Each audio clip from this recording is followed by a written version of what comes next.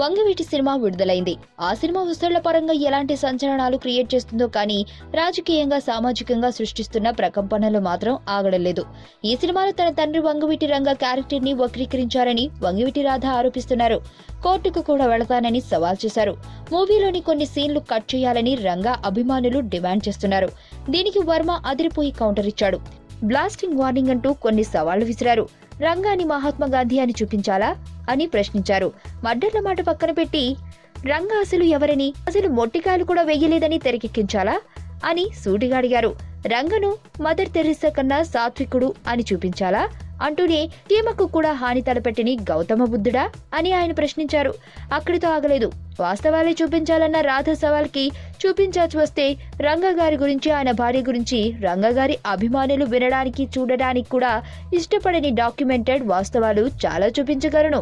కానీ కేవలం రంగా గారి మీద ఉన్న గౌరవంతోనే అది తెరకెక్కించలేదు అన్నారు రామ్ గోపాల్ వర్మ. ఒకవేళ రాధాకి దమ్ముండి వాటిని కూడా చూపించండి అని ప్రశ్నిస్తే వాటిని కూడా కుండబద్దలు కొట్టగలనని చెప్పారు. తాను తీసిన వంగవీటి సినిమాలో తప్పులుంటే వాళ్ళనే మరో సినిమా తీసుకోమని అంటూ సలహా కూడా ఇచ్చారు వర్మ. ఈ సినిమా వెనుక తనకు ఏమాత్రం దురుద్దేశం లేదని, మరో నిజం ఏంటంటే రంగా గారి మీద రాధా గారికి, రత్నకుమారి గారికి ఉన్న గౌరవం కంటే ఎన్నో రెట్లు తనకు గౌరవం ఉందన్నారు వర్మ. బస్తీమే సవాల్ దేనికైనా అంటూ వర్మ సవాల్ కూడా చేశారు. మరి వర్మ ప్రశ్నలకి, సవాళ్లకి రాధా ఎలాంటి కౌంటర్ ఇస్తాడో చూడాలి.